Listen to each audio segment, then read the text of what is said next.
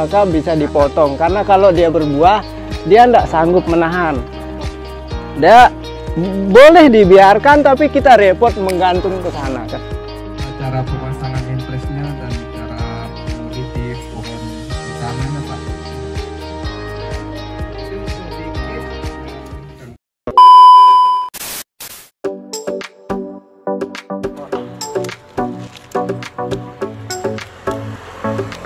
Nah,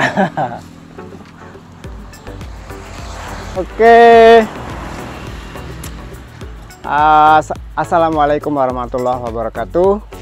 Jadi ini editor sudah datang. Ceritanya sore ini sambil iseng-iseng lihat-lihat bonsai, kita ingin review, menceritakan perjalanan kemarin menuju suatu tempat yang namanya Leong. Jadi seperti apa ceritanya, bisa kita rangkum sedikit mengenai bagaimana perjalanan ke sana. Yang pertama, kita tidak pernah ke sana seumur hidup, tumben, dan tentu saja kesananya itu adalah melunasi harapan mereka dan janji kita juga. Terus dalam perjalanan kemarin kita membukanya mulai dari suatu tempat yang kita sebut Cipitu, karena kita ingin ngambil view KLU itu seperti apa. Di sana kita mulai start bersama teman-teman KLU semua ya, jadi saya pikir lancar, masa Leong enggak paham. Jadi ternyata setelah kita melewati jembatan Karakatis, di sana saling tunggu.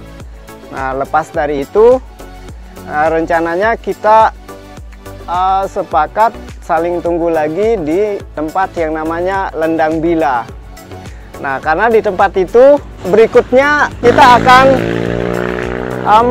melewati beberapa persimpangan. Jadi sengaja kita diam sana saling tunggu supaya nanti tidak ada yang nyasar. Tahu-tahu yang ditunggu-tunggu itu sampai lama sekali tidak muncul-muncul, HP juga tidak aktif. Ternyata dua di antara teman itu ada yang salah jalur, ke Pusak bahasa Lomboknya itu. Sampai mereka menemui suatu titik yang disebut sebagai jalan buntu. Padahal jalan itu bukan jalan menuju tujuan, adalah jalan simpang yang dikira menuju ke Leong. Padahal konsep awalnya adalah jalan ke Leong itu ceritanya hot mix, tetapi kenapa mereka malah nyasar nyari jalan yang jelek. Kita tersesat. Hah? Bahas ini sebenarnya. Oke, ini luar biasa lucu ya. Jadi kita semua ini orang KLU tapi belum kenal KLU. Padahal sebelumnya Aura Leong itu terkenal dengan jalan hot mix-nya. Tapi ini semua pada ke Pusak. Kenapa nyari jalan yang jelek-jelek gitu? Sekarang seharusnya tadi udah nyampe, tapi saling nunggu. Harus muter-muter saling nyari gitu. Sekarang udah, alhamdulillah. Ini bagian dari cerita. Oke, kita lanjut. Lanjut. Nyasar sampai ke kali apa namanya tadi. Terus saling tunggu, nggak muncul-muncul. Ada yang menyusul mencari. Dua orang barulah ketemu. Akhirnya lama baru tiba di Lendang Bila. Nah, ada peristiwa unik lagi di Lendang Bila itu. Setelah kita menunggu teman yang belum nyampe itu, datanglah seseorang yang memperkenalkan dirinya adalah sebagai utusan, sebagai orang yang menjemput kita katanya.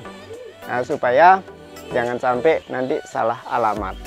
Terus setelah kita bincang-bincang, ternyata muncul lagi ada Leong yang tadi itu Leong Bat, perwakilan dari Leong Bat.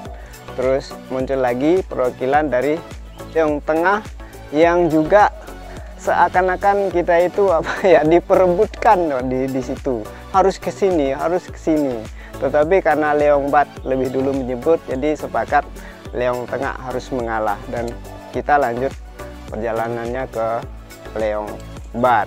Jadi rasa curiga, tanda tanya dan lain sebagainya ternyata lama-kelamaan semakin kebuka ya. Tujuan mereka mengundang itu, mereka boleh saya katakan 100% benar-benar ingin mengejar. Mereka sepakat di belakang dan semangat sekali mereka mau mengejar. Mengejar apa ya? Karena kita sudah dianggap di depan, terutama di bidang pertanian, dan mereka berkali-kali mengatakan mau mengejar. Tetapi saat mereka mau mengejar itu, mereka tentu saja harus hati-hati, jangan sampai ada yang salah. Makanya kita diundang ke sana itu benar-benar untuk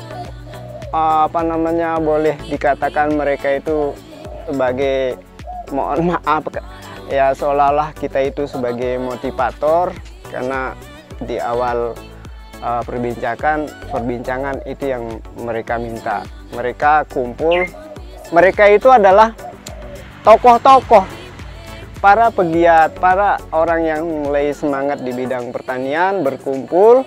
Kita ditunggu di sana. Ternyata ya kita merasa sangat berharga tentunya ya, ditunggu sedemikian banyak orang. Kemudian mereka pertama minta motivasi. Kita motivasi menurut versi kita suarakan dan mereka mendengar. Menemukan orang yang sepakat dengan saya.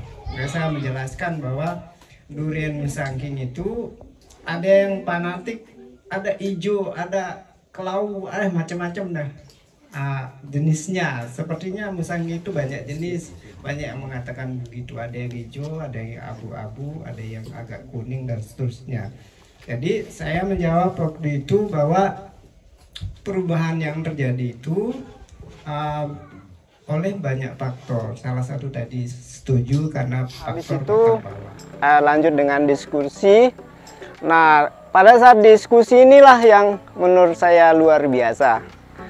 Mereka diantaranya tidak ada yang mau kalah. Si A bertanya satu pertanyaan, si B bertanya 2 pertanyaan.